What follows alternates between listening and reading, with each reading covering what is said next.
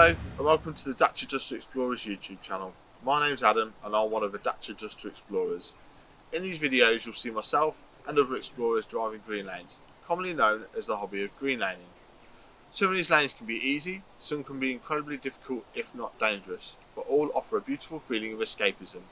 If you have any doubt about the green lane you're driving, get out and walk the lane first, making a mental note of places to turn around a period and thinking about strategies to overcome difficult sections, because reversing after a failed attempt to get along the lane can be incredibly difficult and very risky.